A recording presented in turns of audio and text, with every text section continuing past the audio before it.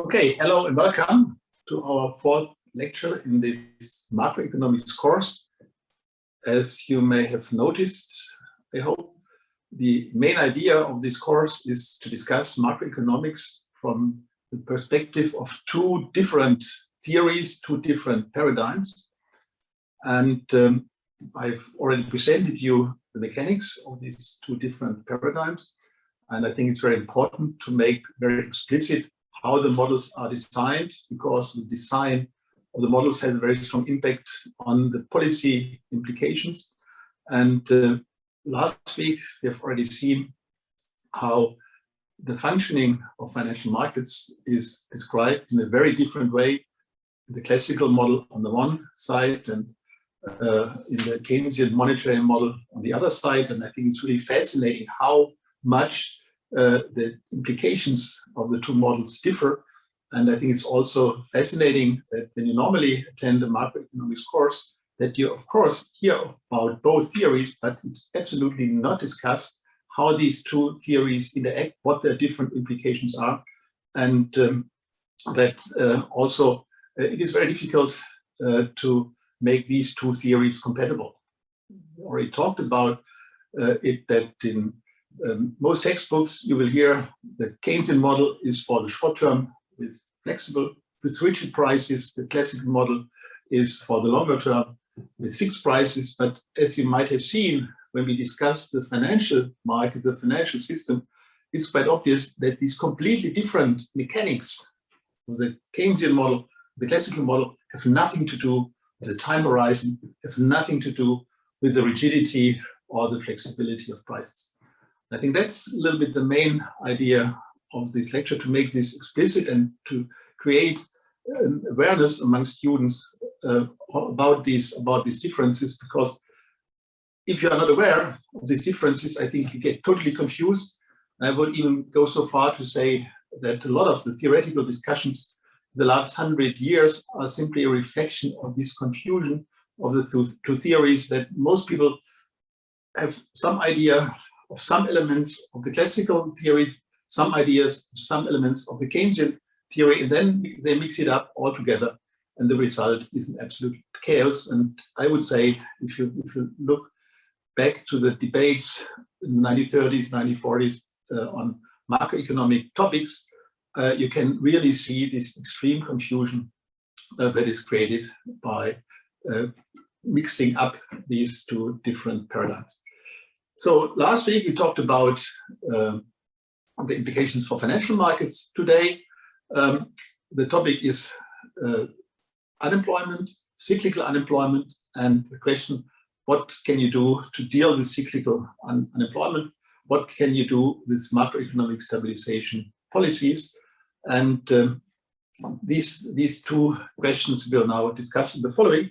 And as always, I want to remind you that everything is recorded, and when you send messages via chat or via the question and answer tool, they will be answered without mentioning names. But you can also take part in the lecture by using the video or the audio, and I really encourage you.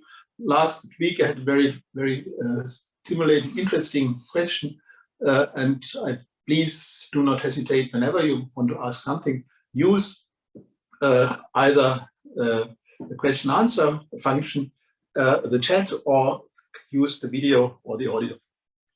Okay, so what we want to do now is to go straight into the policy implications of the two different paradigms. I think the best example for showing the differences of the policy implications of the two paradigms is the labor market is unemployment. And that's our topic of today. And what we want to do is to explain cyclical unemployment. And if you look at the data at this chart, you can see that in economic crisis, the unemployment rate normally responds very directly. And if you have a severe economic crisis, of course, the unemployment rate goes up quite a bit. And on the chart, we can see two different episodes. One is the Great Depression. So that was the enormous decline in economic activity in the early 1930s, which was accompanied by a very deep deflation. And you can see for the United States, as well as for Germany, Deutsche Reich at that time, that the unemployment rate and unemployment went up considerably. And it took quite some time to get these unemployment rates back to somewhat normal level. And if we look at the more recent history, we can see that we had in the situation of the great financial crisis in the years 2008, 2009, we also could see a strong increase in unemployment rates. And in the case of the euro area, we saw an additional increase in the years 2010 to 2013. And this is a specific problem of the euro crisis, a phenomenon we will discuss later in this course. But you can see that in an economic crisis, unemployment rates go up considerably. And of course, right now, with the COVID pandemic, we can also see real spikes of very high unemployment due to all these restrictions, due to the lockdowns, and to the negative impact of the pandemic on economic on demand and also on supply.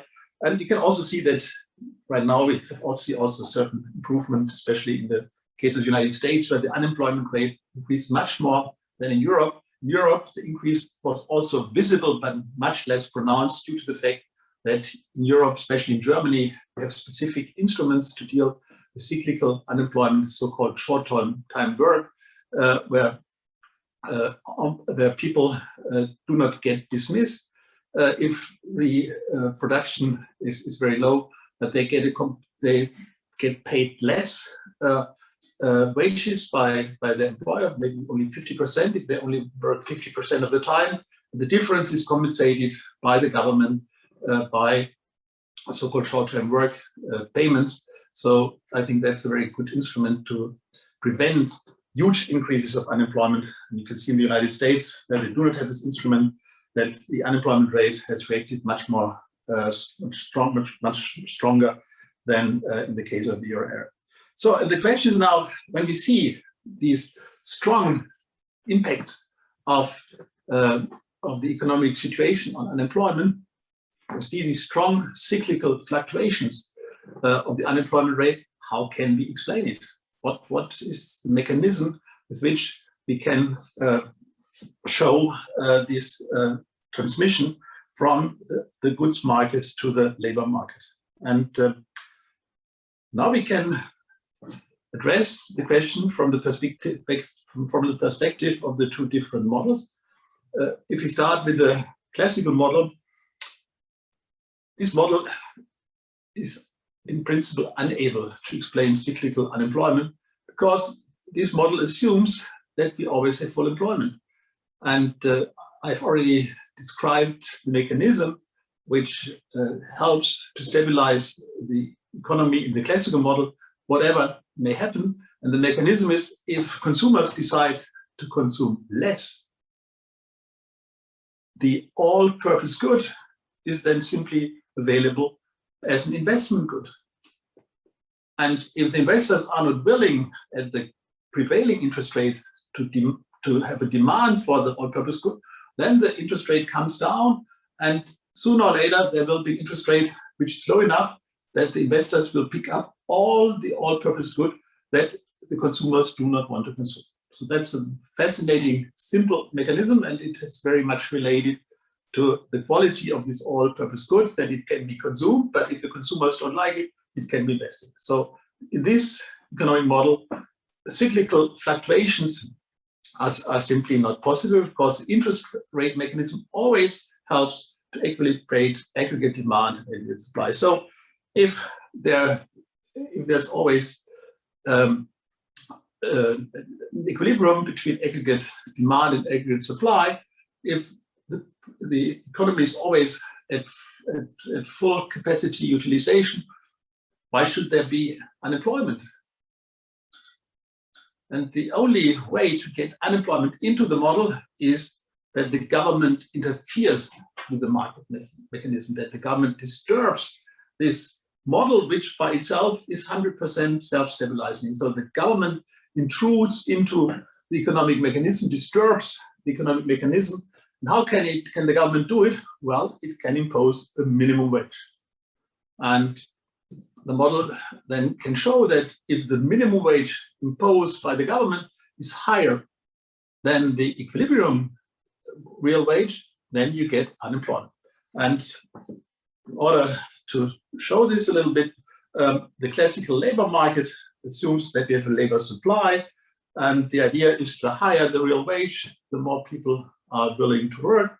So this has a positive slope. And then we have the labor demand. The labor demand comes from the firms, and the idea is also relatively simple. The intuition is relatively obvious. The lower real wage, the more firms are willing to hire additional workers. So we have this negative downward sloping demand curve. And without government interference, we get a real wage where the demand for labor and the supply of labor is identical, and everybody who wants to work finds a job at the prevailing real interest rate. So that is the equilibrium in the classical labor market. And in order to have unemployment in the model, you need disturbance from outside, interference from outside. Interference comes from the government. Here we assume that the government imposes a minimum wage. And of course, minimum wage must be above the equilibrium wage in order to have an effect.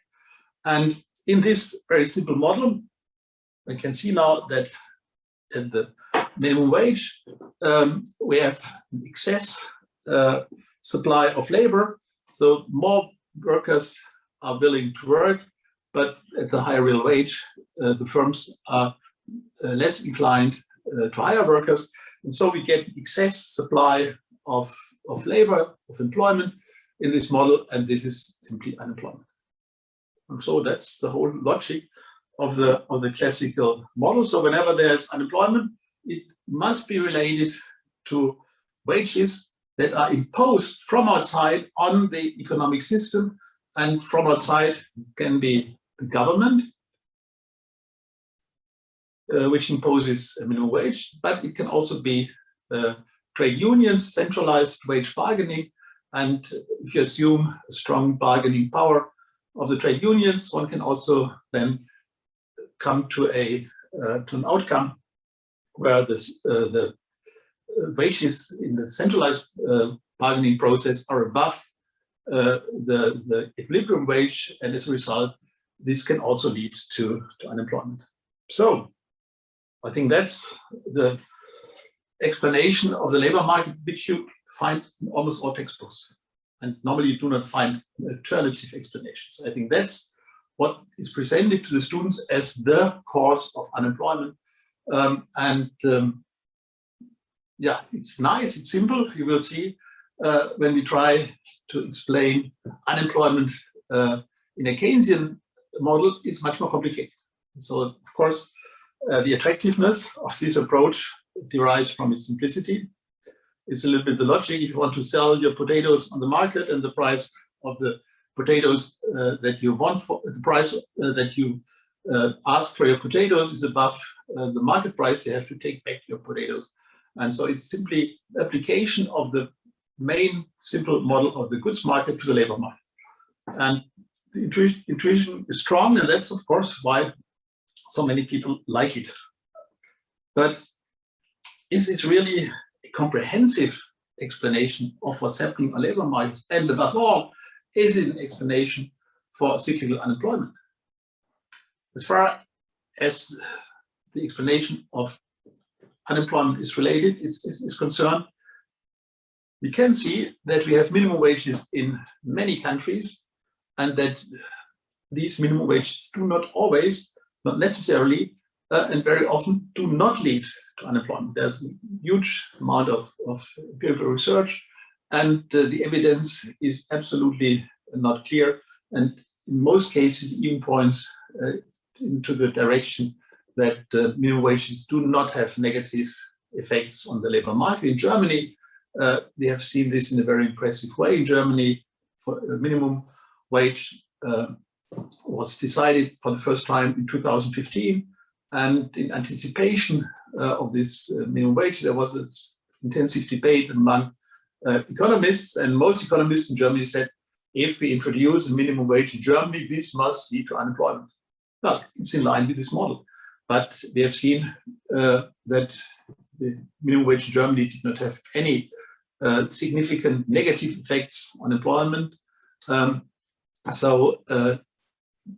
Obviously, this model is too simple, and from a purely microeconomic approach, one can discuss this model because it assumes that among the firms there is full competition in their demand for labor, but very often this is not the case. There's only imperfect competition, and one can show if there's imperfect competition on the demand side for labor, that you can introduce a minimum wage without having negative effects on the labor market. But this is a microeconomic topic which we will not discuss further in this course. We want to address the macroeconomic dimension. And of course, for the macroeconomic dimension, it is quite obvious if you see these strong fluctuations of the unemployment rates in line with the economic cycle, this kind of unemployment cannot have been created by the minimum wage. So if you have a constant minimum wage, you can never explain the strong up and downs on the labor market. So we need another explanation for cyclical unemployment, and definitively we cannot explain it with this classical model. And this leads also a little bit to the role of Keynesian economics, and it's quite interesting. In many books, in many academic papers, you can read that Keynesianism has to do something with wage rigidity, that the Keynesian approach is an approach that relies on rigid wages. And as you already can see from the presentation of the classical model, wage rigidity is something that has to do with the classical model, because only the classical model, only with rigid wages, you can have unemployment in the classical model. And so the association of Keynesianism with rigid wages and prices, in my view, is completely flawed. And the interesting thing is, if you read the general theory of Keynes, and if you read what Keynes has to say on flexible wages and rigid wages, it's quite obvious that in the view of Keynes, wage rigidity is not a precondition for unemployment. Wage rigidity is not something that is destabilizing. On the contrary, he assumes that even if prices and wages are fully flexible, even in this case, you can have unemployment. I think this is one of the main insights of Keynes, that even under these conditions, you can have destabilizing developments in the economic system. And I want to quote this here. So he says, "For the classical theory has been accustomed to rest the supposedly self-adjusting character of the economic system on an assumed fluidity of money wages. And when there is rigidity, to lay on this rigidity the blame for maladjustment." Exactly what I've shown you. So the idea, the classics think only with rigid wages and prices we can have problems. As long as prices and wages are fully flexible, everything is fine. And Keynes says, no, this is not the case. He says, when you go to this one first, there is therefore no ground for the belief that a flexible wage policy is capable of maintaining a state of continuous full employment. And the key sentence is, the economic system cannot be made self-adjusting along this line. So even if wages and prices are flexible, the inherent instability of the economic system is there. I think that's the main idea of Keynesianism. And Keynes even goes so far that he says even it would be even better in a strong recession that wages are not too flexible. It would be better in a strong recession that wages remain somehow stable. Why? Well, it's been obvious. So if you have a recession and now all the wages are cut by, let's say, 30, 50%, now of course, aggregate demand is declined. If the workers have less money in their pockets, and you have already the problem that aggregate demand is insufficient. So if you now cut the wages, the situation gets even worse. So I think that's very important takeaway of what Keynesian theory, real Keynesian theory implies. It is the fact that even with flexible pricing wages, you can have destabilizing processes, you can have unemployment. This is something that I want to explain now to you. It's a little bit more complicated than the potato market approach to the labor market that you can find in the classical theory. So it's a little bit more challenging, but I think it's worth it. It's really worthwhile to go into these kind of mechanisms and then to see how we have to consider the role of flexible wages and prices in an economic downturn. Okay, so how can we explain it? So we start with the model of the labor market, as we have already shown it from the classical model, and we take this to develop a kind of a benchmark for full employment, for equilibrium situation. So we assume that we have a labor market without any outside interference, and from this labor market we can then derive an employment level which corresponds with full employment, because in this model, if labor demand equals labor supply, there is no involuntary unemployment, so it's a kind of full employment situation. The next step, we use the production function. We have already presented and discussed the production function. The production function shows the relation between the inputs of the economic system, which are assumed to be capital and labor, and the output of the economic process, which is here denoted Y star. So from this model, we take the full employment level, we introduce it into the production function, and from this we can then derive level of aggregate output that corresponds with full employment. Okay, so this is already not so difficult, but now it gets a little bit more complicated, because we now combine the production function, the labor market, with the goods market. And we've already described the Keynesian goods market in detail, so you should be familiar with this.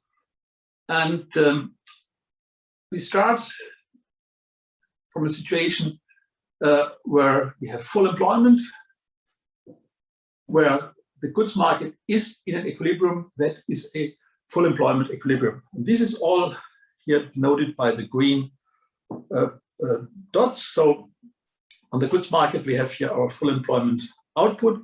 We can then transfer it to the production function, and we have also full employment on the labor market. So everything is fine. And now we shock the system with a negative demand shock. For instance, I don't know, investment goes down because the firms become more pessimistic, maybe due to a new pandemic. And so what happens now with this scheme, if we introduce the negative demand shock? Well, if now the aggregate demand declines, and we have now new goods market equilibrium at the red dot, and now what we have to do is to transfer this shock from the goods market on the labor market. And the mechanism goes via the production function. And now the idea is, if the output declines, if you have an equilibrium on the goods market with a lower aggregate output, and we introduce this lower output in the production function, of course, less employment is needed. So if the firms are only working at, let's say, 50% of their capacity, they also need less workers. I think that's a simple logic. And now, from the production function, we can see we can transfer this on the labor market. And here we can see now that we have that with the lower output, we also have a lower labor demand of the firms, which is here. We have here the labor demand curve, and we see that now the labor demand declines considerably because firms can sell less, produce less, and if they produce less, they also need less workers. And this, of course, is shown in their demand for labor. And now you can see we have the full employment level, and now after the shock, we have much lower level of employment, and the difference between these two levels is unemployment. So this is the kind of Keynesian logic. And the important thing for the Keynesian logic is that, at least in the short term, we have goods market equilibria which are not compatible with full employment. I think that's the main idea, that the goods market itself is cleared in the short term because the firms just supply what is demanded. You can see this very well now in the COVID pandemic, where firms have very much reduced their production, at least in 2020 in some quarters, because there was no longer any demand for their products, and firms can react very quickly nowadays to a shrinking demand.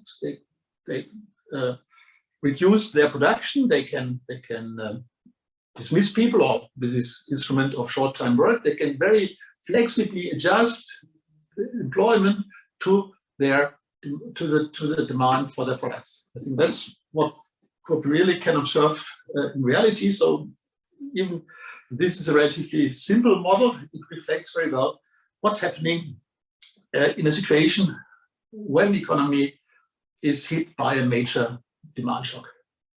So what does this now imply for the question of wage flexibility? If the economy is affected with such a shock,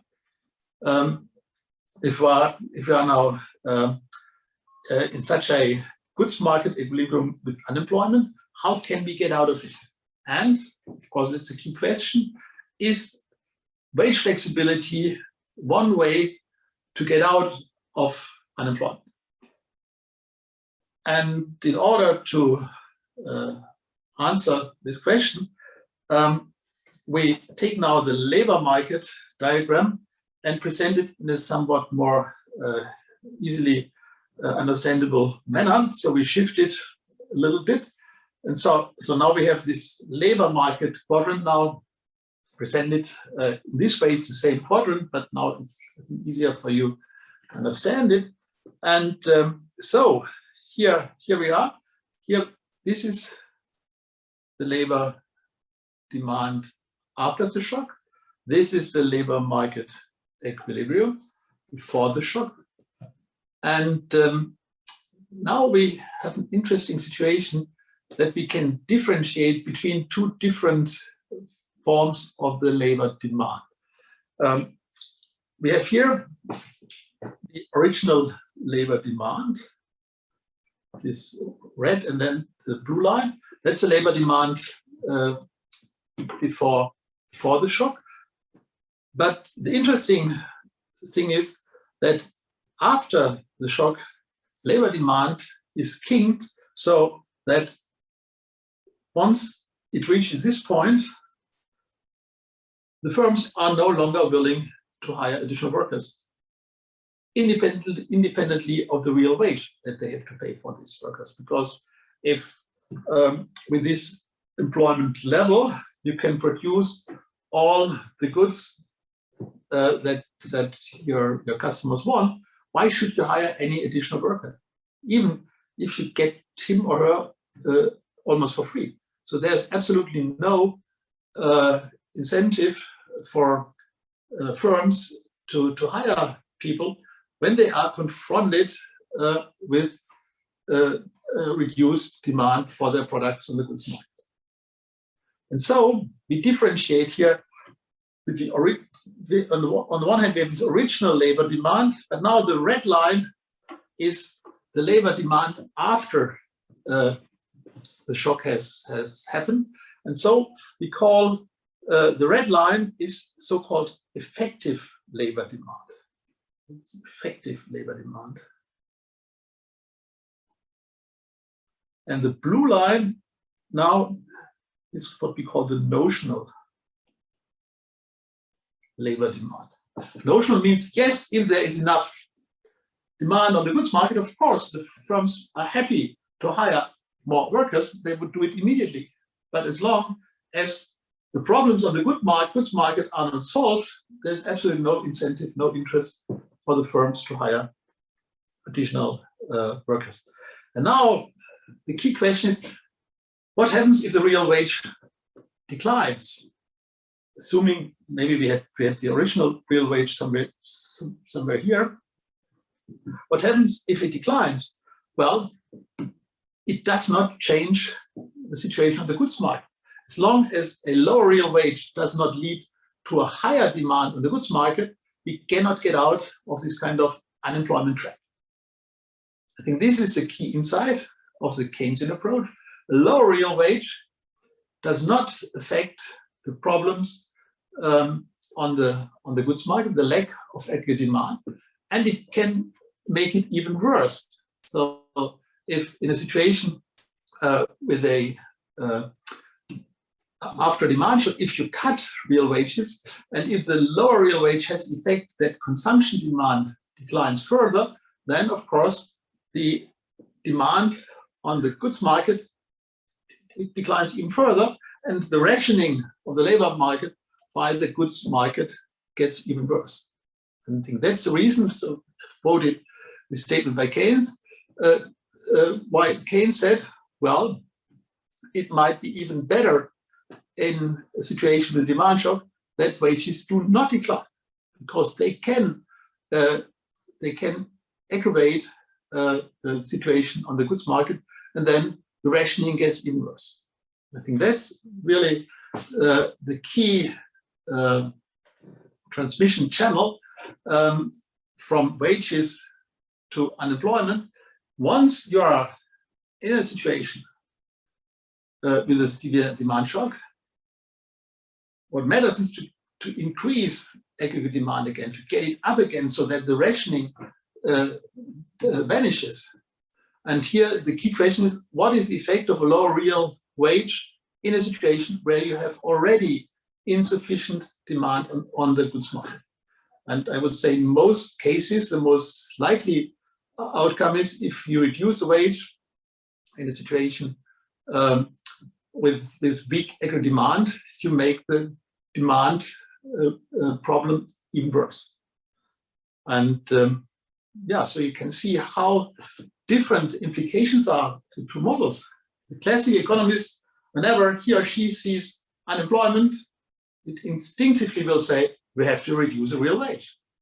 And in fact, in the situation of the Euro crisis, the years 2010, 2011, 2012, there was very often made came the advice from international institutions to the countries that were very much affected by the crisis: you have to reduce your real wages, or you have to reduce the bargaining power of the trade unions in order to get some of the real wage down, because of the lower real wage, the classic economist thinks unemployment can be reduced. And in the Keynesian approach, the diagnosis is the lack of aggregate demand, and the question is, what effect has lower real wage and aggregate demand, and if you can see that a lower real wage makes the demand problem more severe, then it's obviously not a good solution. So I think it's really worthwhile to have these different perspectives on economic issues. The perspective of the classical model, the perspective of the Keynesian model. You can see how different the implications are. And what I find almost fascinating is that you can go to almost all textbooks in macroeconomics. And I don't know of any major macroeconomic textbook which even discusses unemployment from this rationing perspective that I have presented here.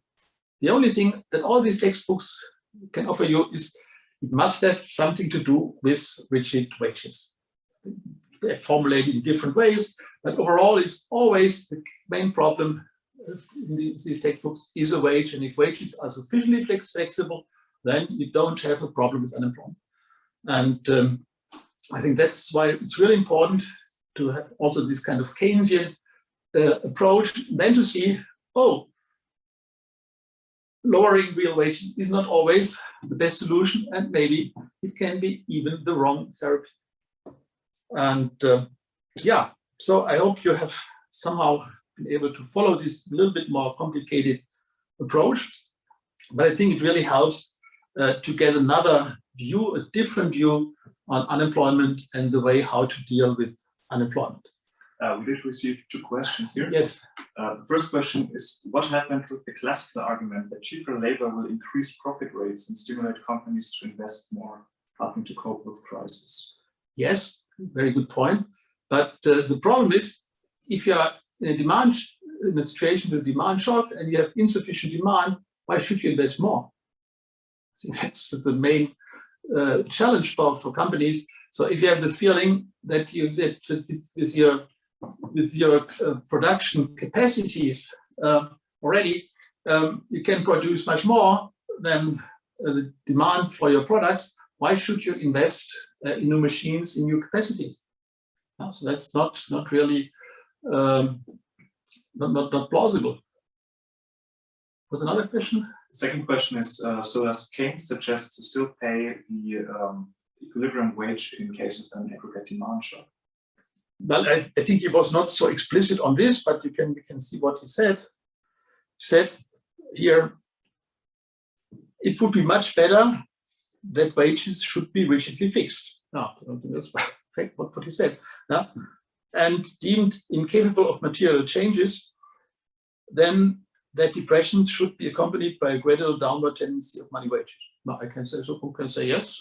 Keynes obviously had the idea that it's a good idea when the economy is confronted with such a shock to keep real wages or nominal wages constant. Maybe I should make one remark to the role of wage flexibility in dealing with unemployment.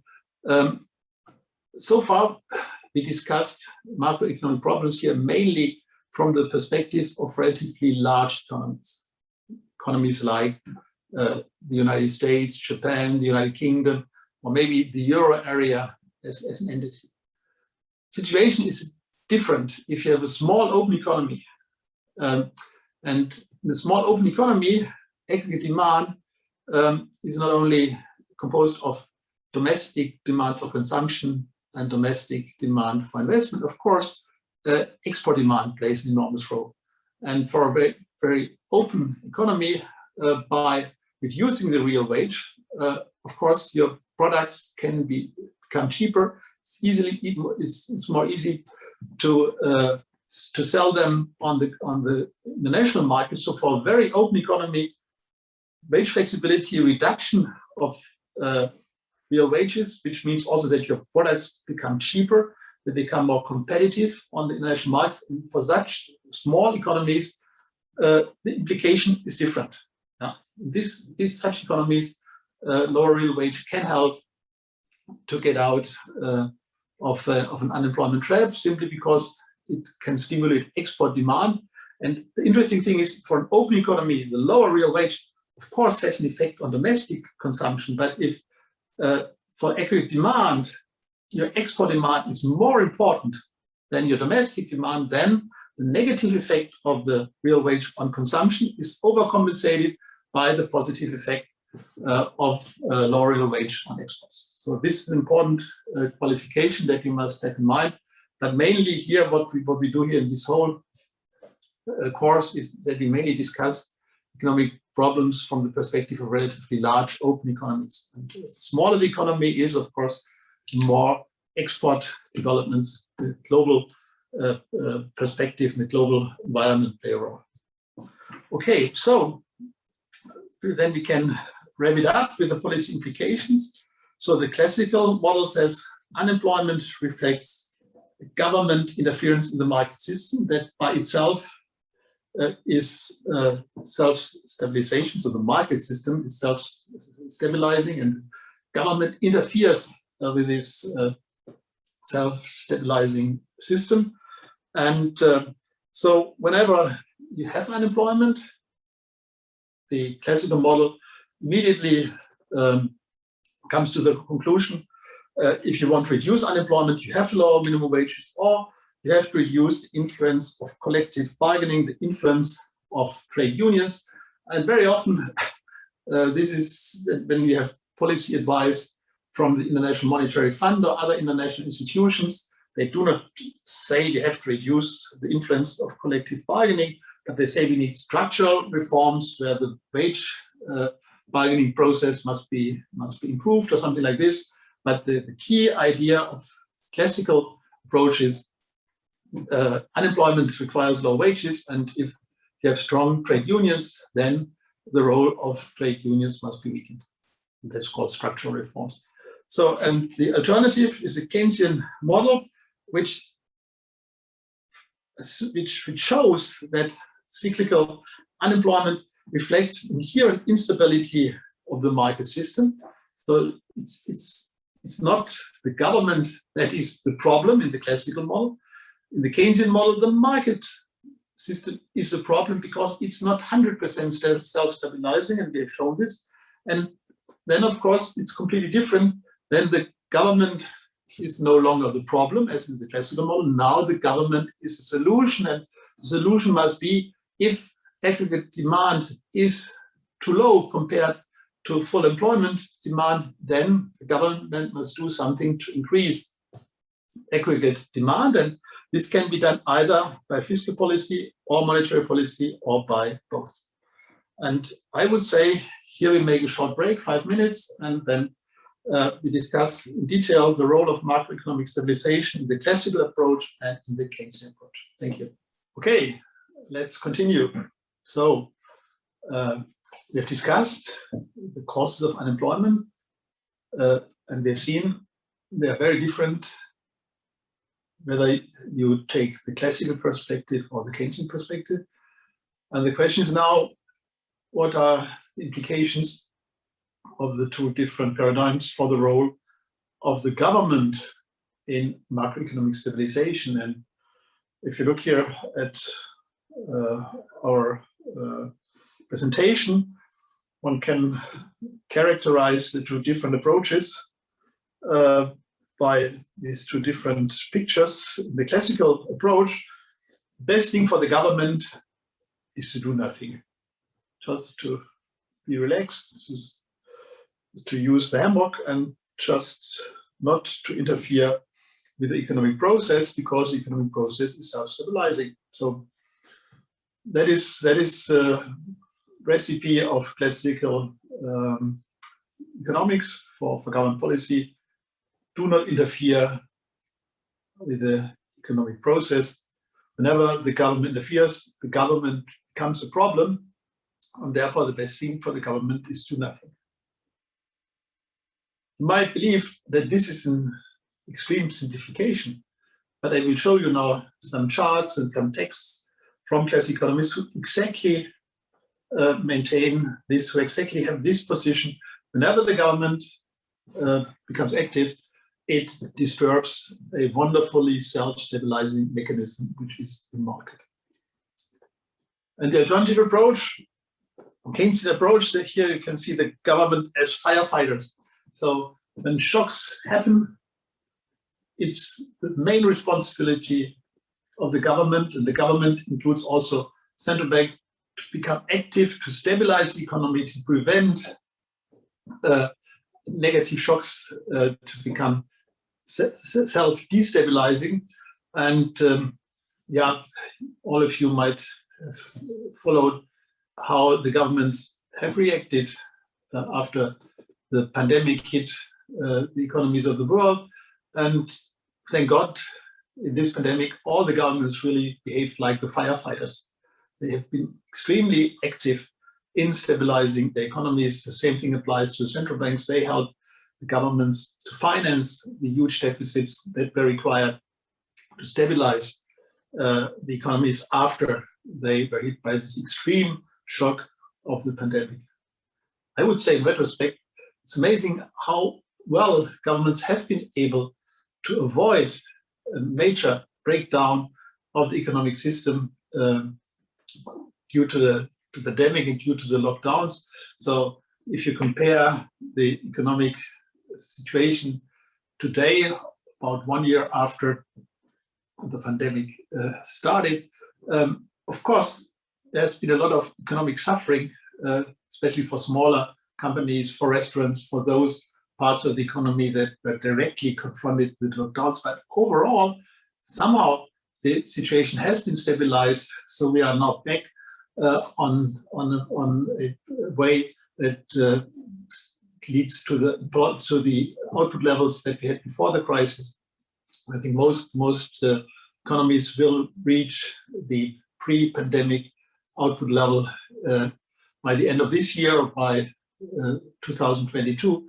And this is not something which is self-evident, because if you look back to the Great Depression in the early 1930s, and I've shown you the huge increase of the unemployment rates at that time, there the governments behaved very much like the classical approach.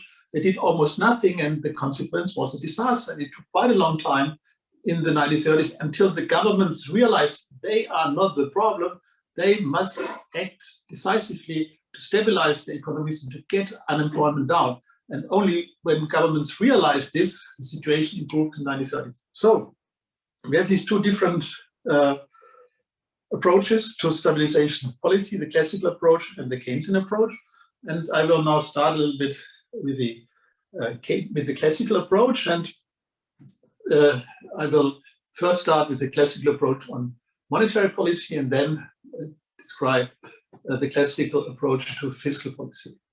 The best thing to present the classical view on monetary policy is by a statement by Friedman, who was awarded the Nobel Prize for Economics. And the text is here from a presidential address to the American Economic Association in 1968. And let's read what he said. And he said, the first and most important lesson that history teaches about what monetary policy can do, and it is a lesson of the most profound importance. The lesson is that monetary policy can prevent money itself from being a major source of economic disturbance. And he makes it very explicit. This sounds like a negative proposition. Avoid major mistakes. And in part it is. And then he goes on and says, the past few years would have been steadier and more productive of economic well-being if the Federal Reserve had avoided drastic and erratic changes of direction. So this is a very nice and wonderful presentation of the classical view on economic policy, which can be summarized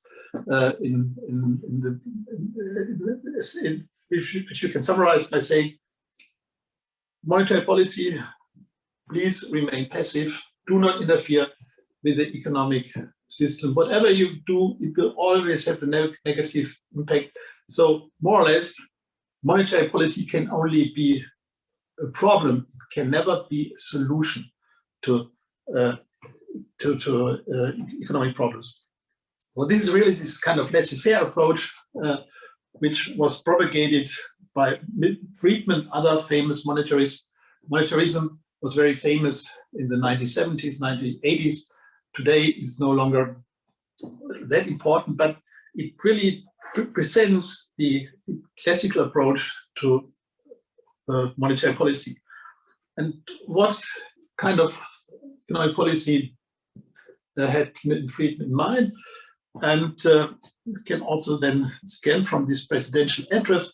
He says, my own prescription is still that the monetary authority go all the way in avoiding such swings by adopting publicly the policy of achieving a steady rate of growth in the specified monetary total. So the idea is just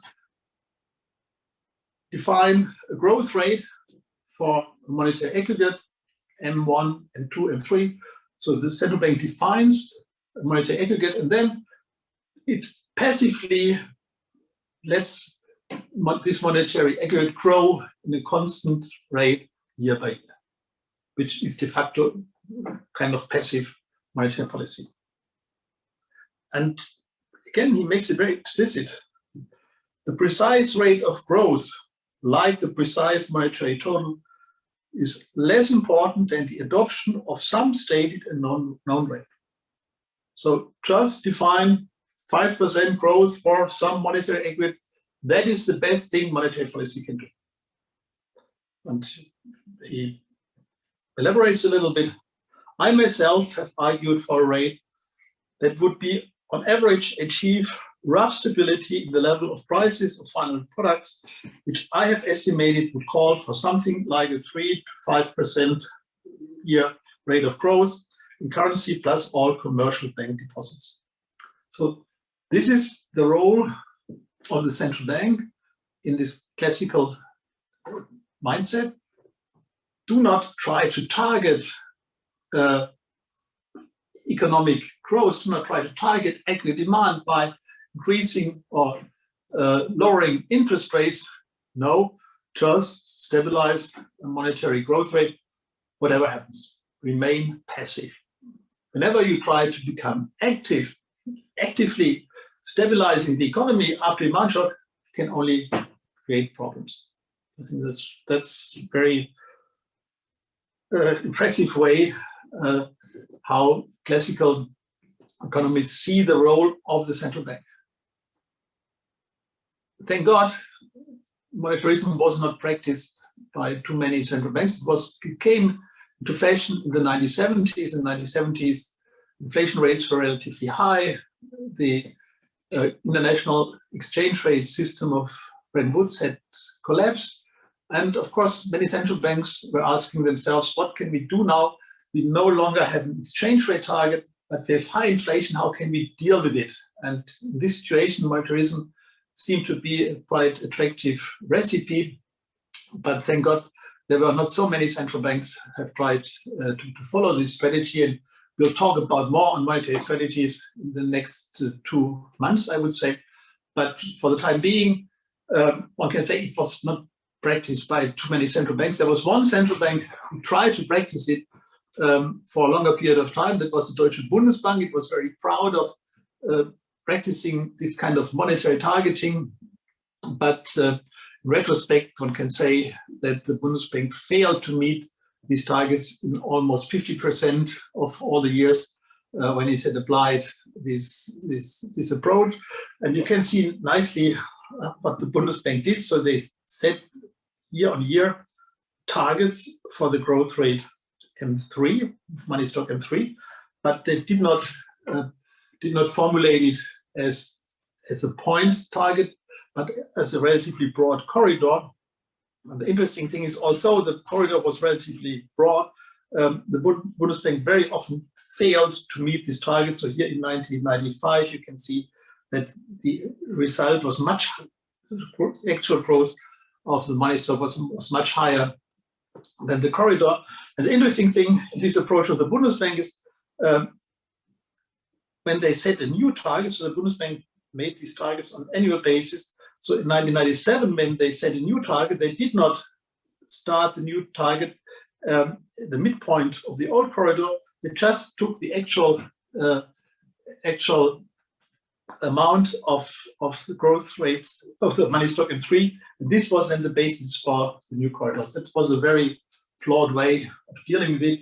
And well, I think the Bundesbank was the only bank, central bank, the whole world practiced in this way. So thank God, most central banks did not adhere to this approach. And as I said, the Bundesbank failed to meet its targets every second year, more or less. So obviously, it is not possible to have a good monetary policy by simply trying to target the money stock on a constant basis year by year. But anyhow, so that's the kind of laissez-faire approach to monetary policy, which comes out of the classical model. It's also interesting to see what is the classical view on fiscal policy. And the classical view on fiscal policy is very much shaped by the so-called Ricardian equivalence. And what does Ricardian equivalence mean? And we can discuss this on the basis of Robert Barrow's Macroeconomics textbook.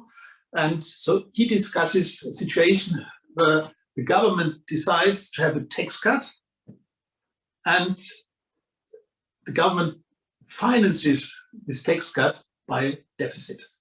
So the idea is government deficit is just used as a transfer for the household. It's not used for investment. I think that's a quite interesting feature, which we'll discuss further, that in most classical models of fiscal policy, it assume that the government deficit is always used for transfer.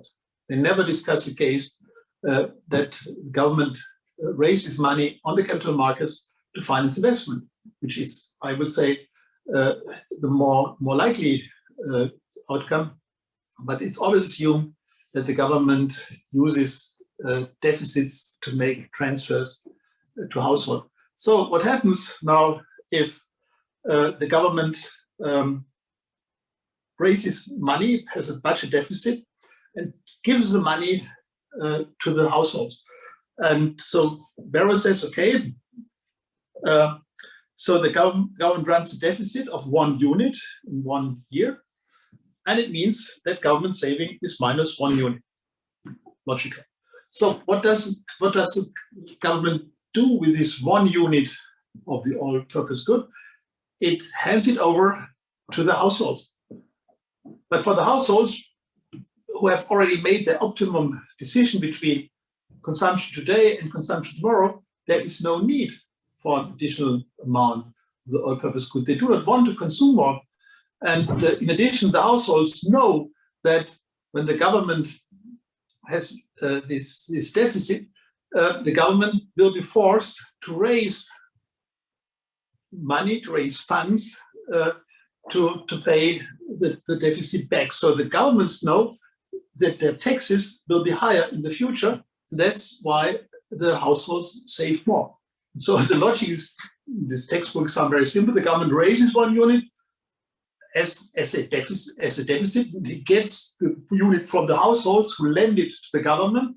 The government gives then the same unit to the households as a transfer. The households say, okay, we have to be aware of the fact that the government must pay back this 1 unit to us, and this will mean that we have to pay higher taxes, and so the consumption of the households doesn't change. So in the first period, then, so he says, since the households do not change consumption, yes, they've already made their optimum consumption plan, they place the extra unit of 1 year's real disposable income into bonds. So they give the money, they give the all-purpose good to the government, and they get a bond from the government. And of course, they get this unit back, so their consumption remains unchanged. And so household saving in year 1 rises by 1 unit. And then the conclusion is, thus the extra household saving exactly offsets the government saving. The sum of household and government real saving does not change. And then the conclusion by Barrow, a deficit finance tax cut does not affect real GDP or other macroeconomic variables.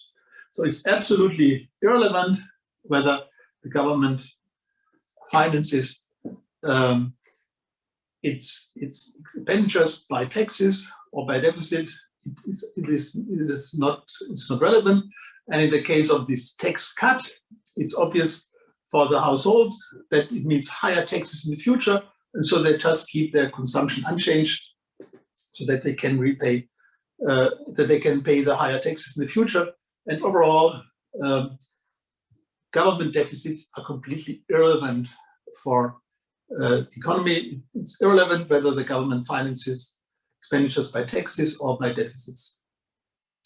It's a very, very strange logic, and it assumes that the households know if they get more, if they get more resources from the government today, they have to repay it in the future, and that's why they do not change their spending so that they can make the repayment in the future. And now you can say, well, this is a very strange idea that the households, when they get a tax cut, have in mind that this means higher taxes in the future, and that's why they don't change their consumption today. This is a very absurd idea, because I think normally when taxes are reduced, households are happy and spend it. And so this is quite unrealistic assumption. But the danger is now that these ideas somehow come into the minds of policymakers, and then these policymakers think, well, this is a good idea, and we can apply these ideas to policy decisions. And this Ricardian equivalence was very powerful in the situation of the euro crisis in the years 2010, 2012, when countries like Greece had relatively high deficits. And the question is now, is it possible for these countries to reduce their government deficits very rapidly without having a negative impact on the economy? And for Ricardian equivalence, the answer is very simple. If the government reduces the deficit, it does not necessarily have a negative effect on consumption, because households know our tax in the future will be lower. That's why we can spend more today. So the idea is a reduction of the government deficit with its negative impact on aggregate demand is compensated by households who say, wow, our government reduces the deficits, lower taxes in the future, let's spend today. Therefore, the implication in the euro crisis was, if we ask countries like Greece to reduce their government deficits very rapidly, it does not negatively affect the economy. And so you have here this quote by Jean-Claude Trichet, the president of the ECB at that time, and he exactly refers to Robert Barrow, and when he discusses the effects of reducing deficits, and let me quote it: the concern is, however, that in the short run, the deficit reductions, also unavoidable in the long run, have negative effects on aggregate demand. This is a Keynesian approach. If we reduce the deficit, it will have negative effects on aggregate demand. The economy, it is sometimes argued, is at present too fragile, and thus consolidation efforts must be postponed or even new fiscal stimulus measures added. So this is Keynes. And the policy advice is, be careful if you have a country in a fragile situation like Greece, when you reduce the deficit very rapidly. And then the ECB president adopts the classical approach and says, as I pointed out recently, I am skeptical about this line of argument. Indeed, the strict Ricardian view may provide a more reasonable central estimate of the likely effects of consolidation. For a given expenditure, a shift from borrowing to taxation should have no real demand effect, as it simply replaces future tax burden with the current one. No? So the households know they have to pay less tax in the future. So if you have to pay more taxes today, where is the problem? And it's really interesting how these theoretical views that are a little bit weird, I would say, are then translated into policy advice, into policy decisions. So here we have really the classical approach. And as you may know, in the reform programs that were developed for Greece, and Greece more or less had to swallow them because Greece needed the money from the European institutions. So fiscal consolidation was extremely tough. I think there's no country that suffered a similar form of fiscal austerity like Greece at that time. And the result was a disaster. So the output declined by 25%. It was an outright deflation, and the increase of unemployment was terrible. So obviously the Keynesian approach was the correct description of the situation in Greece, and not the classical approach with the Ricardian view. But I think that's really important and interesting to see how the theories shape the mindsets of politicians. And I started some weeks ago with this quote by Keynes, who said that whenever politicians make decisions, they somehow have in their mind the prescriptions, the ideas of some economists. And here you can really see how this Barrow approach has shaped the decision-making of the European Central Bank. So, while we have a passive role for economic policy in the classical model, which mainly assumes that government policies are a problem and not a solution, the opposite approach is the Keynesian approach. And of course, in the Keynesian model, where we can see that the economy can get stuck in a short-term equilibrium on the goods market, which is not a full employment equilibrium, which is an equilibrium with unemployment. Here, the need for the government to stabilize the economy is obvious. And of course, the government's main task is, after a negative demand shock, somehow to do something to bring aggregate demand back to the full employment level, because with the higher aggregate demand, aggregate supply also responds positively, and then this way you can reduce unemployment.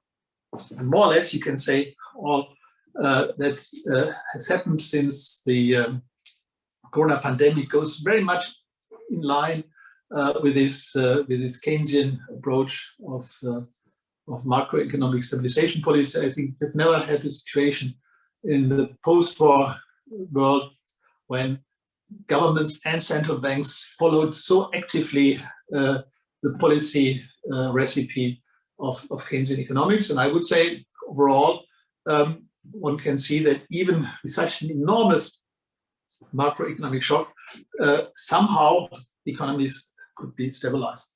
Okay, so in the Keynesian stabilization policy toolkit, we have two players: the central bank with monetary policy, and here the instrument is mainly interest rate policy, which is what we call conventional monetary policy. But more and more, in addition to conventional interest rate policy, we have huge purchases of government bonds by major central banks. This is also something which is really very obvious in the pandemic, and we will discuss this in detail. And then we have fiscal policy, the government, and here we have, on the expenditure side, we have investments, and we have also transfers. There were huge transfers made by many governments as a response to the pandemic, especially the United States. Extremely generous transfers were made. Never in the US history did private households receive similarly high direct transfers from the government. In fact, in 2020, the government transfers to the private households were so huge that the total disposable income of the households, which is composed of money the households earn with their jobs, plus transfers. This overall disposable income was extremely high. It increased by several percent. Also, we had this crisis, and as a result, of course, households also very high saving rates. So, government has, on the expenditure side, it has investment and transfers, and on the revenue side, you have taxes. So you can also stimulate the economy by changing tax rates. Okay, so let's start with monetary policy. Here we have Madame Lagarde, who is in charge of the ECB's monetary policy since 2019, and she had, from the very start of her career as ECB president, she had really to do a very demanding, challenging job as a firefighter, so to say. So monetary policy, how do we get now monetary policy into our Keynesian model? So far, we have presented a very simple version of the Keynesian model. And above all, we have assumed that investment is just a constant. And in order to show the impact of the central bank on economic process, one has to assume that investment depends on the level of the interest rate. And for this, we can assume a very simple investment function. We had such an investment function already for the classical model. The idea is simply the higher the real interest rate, the less people will invest, and the lower the interest rate, the more people will invest. I think this relationship is especially obvious on the housing markets. So if people have to take a mortgage to finance their house, of course, the lower mortgage interest rates, the more people are willing to invest in houses or apartments. But of course, this relationship also applies to the investment decisions of firms, which have some idea on the profitability of their investment. And with a low interest rate that they have to pay for loans, they are more willing to invest compared to a situation when they have to pay relatively high interest rates to get a bank loan. So it's a very simple, very simple model. One can just assume this kind of negative relation between the nominal interest rate and investment demand. What is important here, whenever we are in the Keynesian model, the interest rate is always an interest rate for money.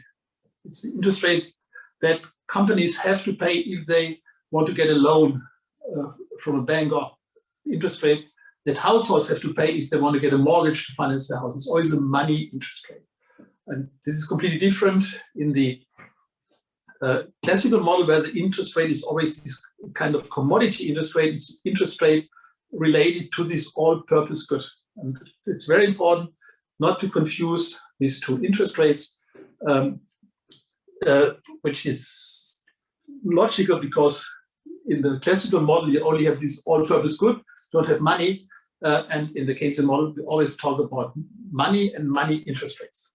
Even if we sometimes talk of a real interest rate, but that simply means that we take the money interest rate and we deduct the inflation rate or the expected inflation rate, then we call it a real interest rate, but it's still an interest rate for money. It's not interest rate for any kind of commodity.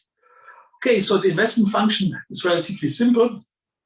And what we can now do with a very simple numerical example, we take this investment function here, where investment depends negatively on the interest rate.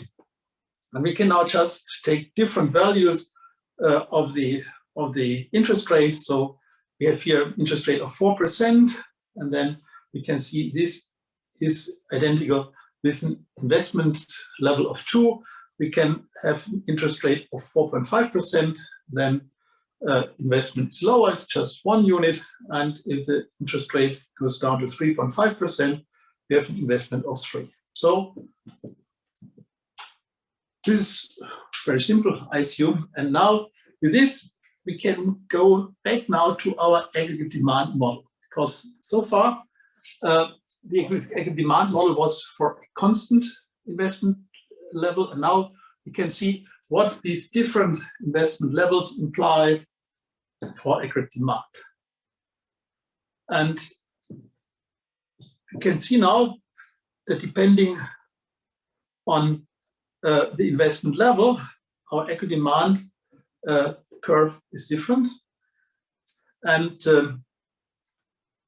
we can then see for each investment level, we get also different equilibrium of output. So we can just see now that depending on the investment level, the equilibrium output also is different. So what can we do with this? Well, we can already see if these investment levels depend on the interest rate, then we can also see that obviously with the interest rate, which determines the investment level, we can also influence the output level. We can influence the equilibrium on the goods market. So this is a kind of transmission channel for monetary policy in the Keynesian model. We assume central bank can set the interest rate. The interest rate, it can set the investment level, and the investment level then determines aggregate demand. And as aggregate supply is determined by aggregate demand, then can also target the equilibrium level of output.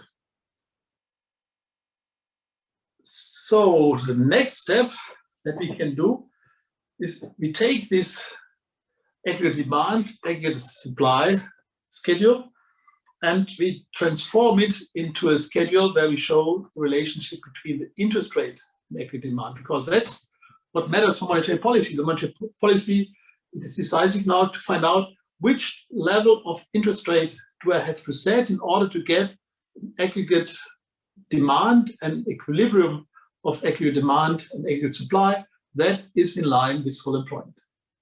And so this is the lower schedule. The question is, how do we get from one schedule to the other? So let's take here this point B, which is for investment of which is derived for an interest rate of 4% and an investment level of, what was it, of 2.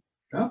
So for an interest rate of 4%, investment level of 2, we get this equilibrium B. And what we can do now, we can translate this on this lower schedule where we have now our output level of 8. And here we have the interest rate. And now we can see for the point B, we have an interest rate of 4. Now we can do the same exercise for point A, where we have an investment of 3 units and an interest rate, for point A, we have an investment level of 1 unit, and we have an interest rate of 4.5. We get this equilibrium of 6 units. And so we have here 4.5, our interest rate. We have our output level of 6. And so this is another point in this lower schedule. And of course, then we can have point C. For point C, we know the interest rate is 3.5%. We know with 3.5%, investment is 3, and the output is 10. We can also then translate it into the lower schedule, where we then see we have output of 10, interest rate of 3.5. So if we combine then these points A, B, C, we get a line that shows us different levels of equilibrium output depending on the interest rate set by the central bank. This, of course, shows now the central bank what it can achieve in terms of aggregate demand and also equilibrium output depending on the interest rate that it can set.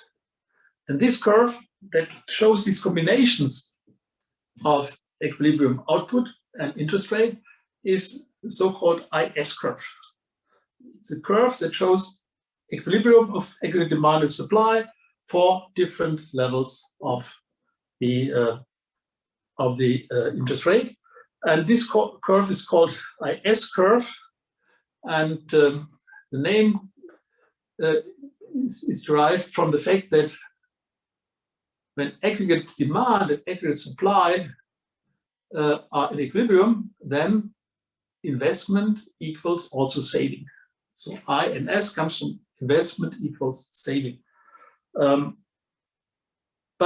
it's very important here to note that this IS curve has nothing to do with the investment saving schedule of the classical model.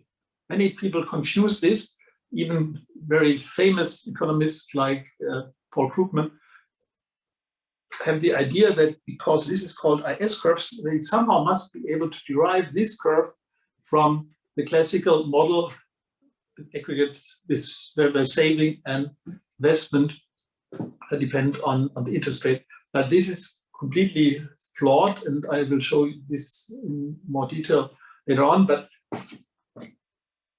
it's very easy to show that one way how to make clear that this is not possible is the interest rate. The classical I and S model is a real commodity interest rate. And here we have a money interest rate. So you cannot combine this.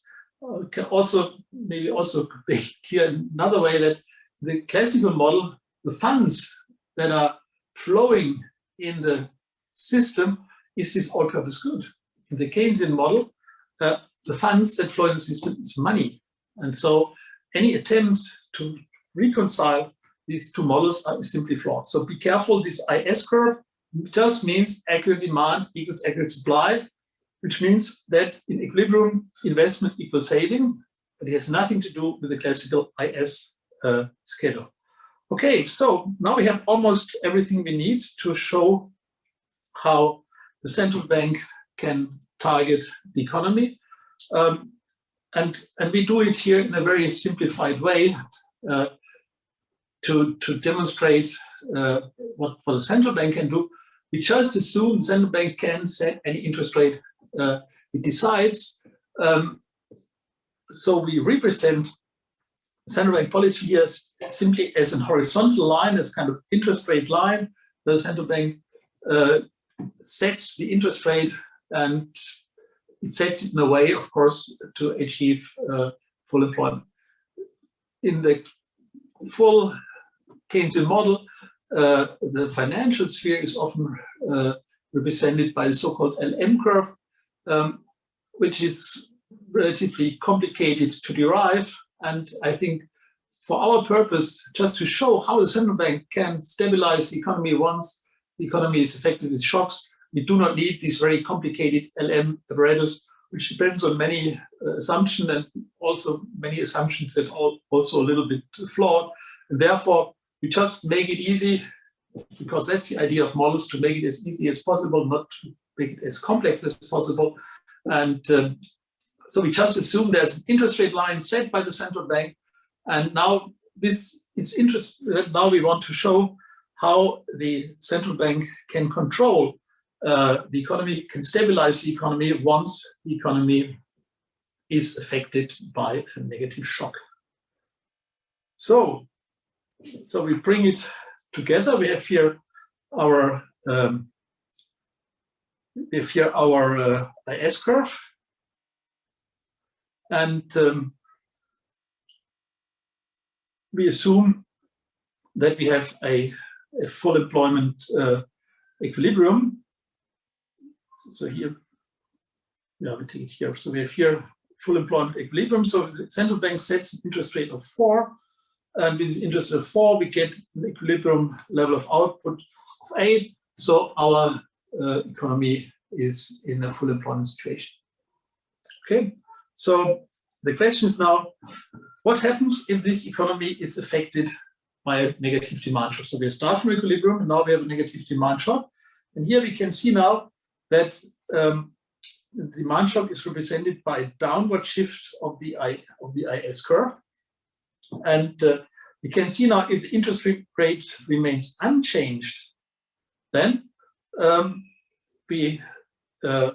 this negative demand shock is transmitted into a decline of output, and we come to an output level which is below the full employment level. So the economy goes from 8 to 6, and so we have a negative output gap, and we also know that such a negative output gap means that we have unemployment in the economy. So if the economy is confronted with a negative demand shock, and if the central bank remains passive, then the economy is confronted with unemployment. So here you can see the difference between the classical and the Keynesian approach. So the classical laissez-faire style, the monetarism style of Milton Friedman, where the central bank just remains passive, you would have this demand shock and you would have unemployment. And that would not be such a good idea. So what can the central bank do now in the Keynesian model? Well, it simply must reduce the interest rate in a way that investment goes up, and the higher investment then also increases aggregate demand back to the full employment level. This is exactly what you can see here. We have here this point A where we start. We have the negative demand shock without interest rate reaction. The central bank is point C, and if then the central bank reduces interest rate from 4% to 3.5%, we come to point C, and full employment is restored. That's the whole magic of central banking. So you might think this is too simple, but I would say, in spite of its simplicity, this simple model very much reflects how central banks behave all over the world. So all the central banks try to react to demand shocks, positive and negative, by changing their interest rates up and down in order to bring the economy back to an equilibrium. Of course, in the last few years, monetary policy was more than just changing short-term interest rate. We have seen, as I already mentioned, massive purchases of government bonds. And this is due to the fact that in the second half of the last decade, or even already somewhat earlier, in many central banks reached interest rate levels that were close to 0%, the so-called zero lower bound of interest rates. And once you are at the zero lower bound, and if you want to stabilize the economy still has not reached full employment, then you need an additional tool, and the additional tool are purchases of government bonds. We will discuss this in more detail once we discuss the monetary policy of the ECB. But under normal conditions, where the short-term interest rate is not at the zero lower bound, this very simple model describes very much what central banks are doing. And this can be shown if you look at this chart. This chart shows the federal funds rate. This is the policy rate of the Federal Reserve, the US central bank, and this federal funds rate is 100% controlled by the Federal Reserve. We talked about the control of short-term interest rates as a main policy tool of central banks already last week when we talked about how the central bank can control the credit market. And so the blue line is the policy tool of the central bank, and it's 100% under the control of the central bank. And the red line here is the inflation rate in the United States. And the shaded areas are areas when the US economy was in a recession. And I think you can nicely see this reaction, especially here, I think in this period, where the US economy was confronted with a major supply shock because oil prices went up. At the same time, the economy was booming. So inflation went up considerably. The red line reached relatively high levels, double-digit levels. Difficult to imagine from today's perspective that inflation in a country like the United States can be so high. And what did the central bank? Well, it raised its short-term interest rates. And the important thing, it raised it far more than the increase of the inflation rate, which means that the real interest rate also went up. And I think that's very important if you want to stabilize the economy either from being overheated or from being underutilized. It always matters that the real interest rate changes. And if you have a situation where inflation goes up, it's not enough to raise the nominal interest rate by the same amount of the increase in the inflation rate. You have to increase it more, that the real interest rate goes up, and this then causes a recession. And you can see it here nicely. You have then here the shaded area. There was a major recession, and the recession is then the mechanism by which you cool down the economy. Unemployment goes up, wages no longer increase or even decline. So you cool down the economy by increasing the nominal interest rate and also the real interest rate. And you can see this, I think here also nicely. There was another increase of inflation in the early 1970s. Again, the same recipe was used. You can also see it. So these were two episodes when the problem was not a too low utilization of the production potential. It was an over utilization of the production potential with inflationary effects. But you can also see the opposite thing here very nicely when you had the great recession, the great financial crisis, which had the effect that the inflation rate went down quite a bit. And you can see that the US Federal Reserve reacted by reducing the federal funds rate considerably. But here now you can see the problem of this zero lower bound.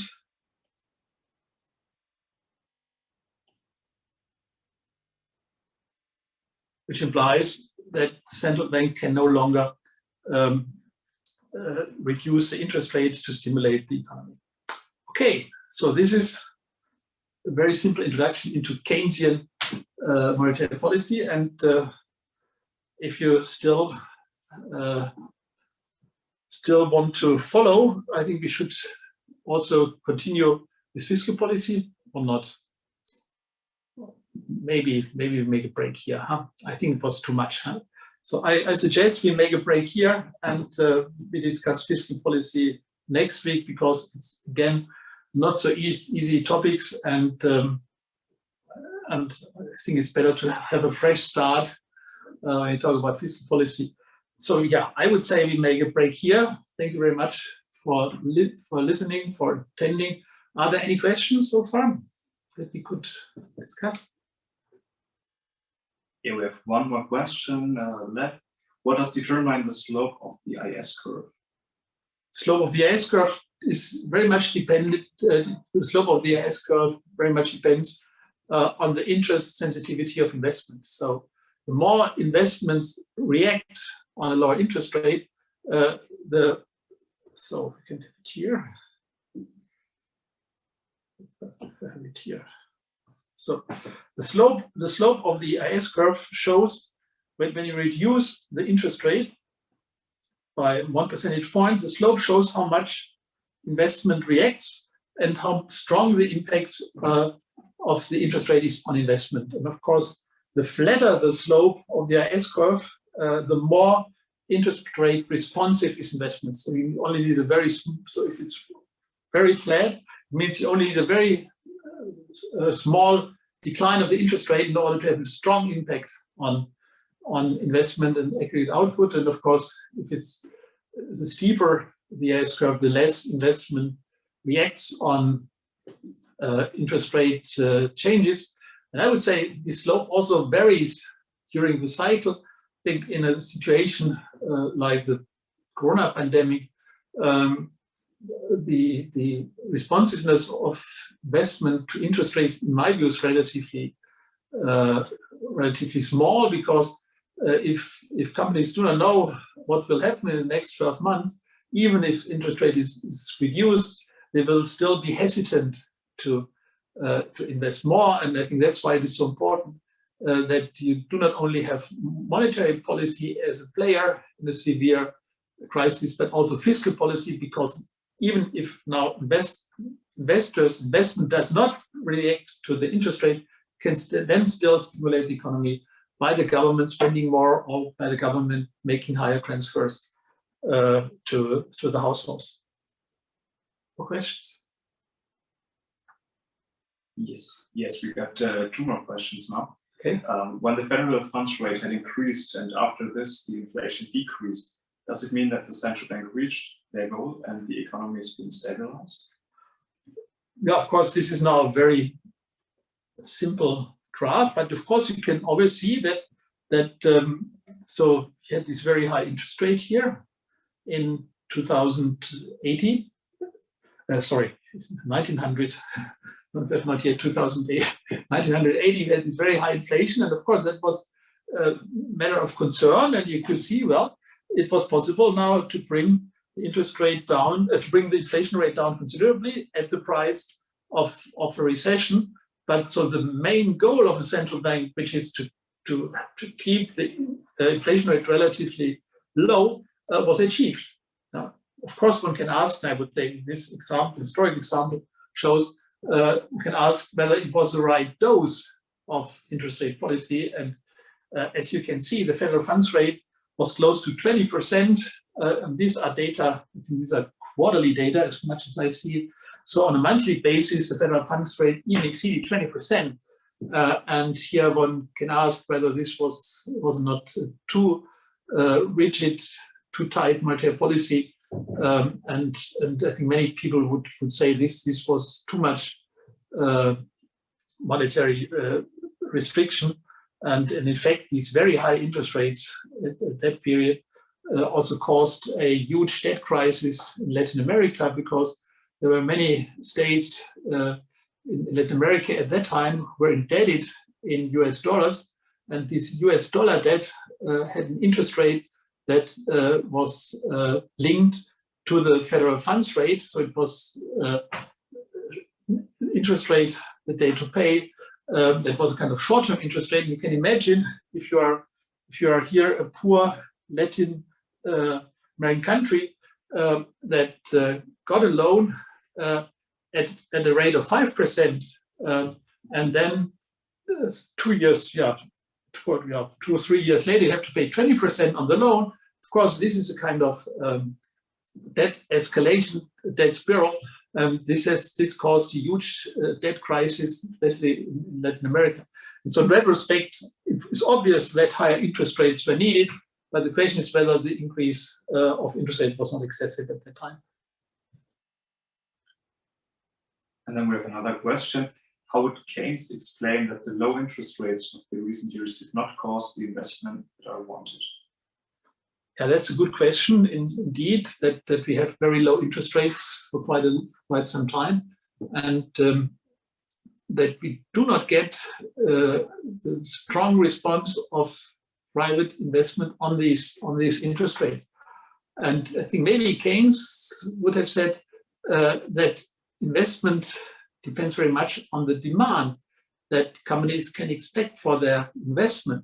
And if you're in a situation where overall the equity demand for private households is relatively weak, why should you invest so much? And the problem that we can observe in the last few decades is that the distribution of incomes shifted from labor incomes to capital incomes, and from people with high incomes, from people with low incomes to people with higher incomes. So there was a shift in the distribution of incomes, and I think this shift, which can be explained by globalization, by technical progress, had the effect that the consumption of the large parts of the economy had remained relatively weak. So if, as an investor, you do not see enough consumption demand for products, why should you invest so much? And I think that's maybe, so even if the interest rate is low, but you do not need so much investment. I think that could have been one explanation. Of course, there's also an explanation related to these huge internet platforms. And so a lot of the things that we demand today are not coming out of huge factories like they did in the 1950s, 60s, or 70s. A lot of these digital products that we receive, they need electricity, but they do not need a lot of fixed capital investment that was required in the 1960s or 70s. And I think that's this kind of digitalization of our consumption of the things that we consume also explains that there's no more the same demand for fixed structures as it could be observed, let's say, in the 1960s or 70s.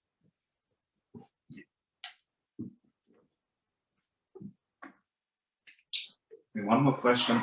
Why are interest rate changes usually described as neoliberal policies or even monetarist in opposition to fiscal policy, which is described as Keynesian, while both policies, interest rate changes, are instrument of the Keynesian model and not the classical model?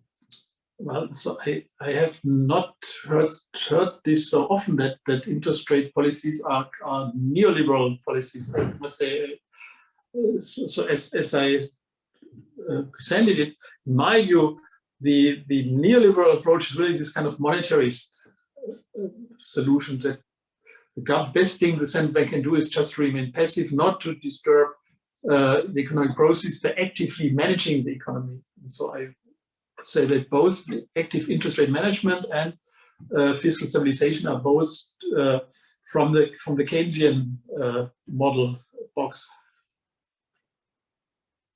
Okay, so far. So thank you very much for attending, and bye-bye.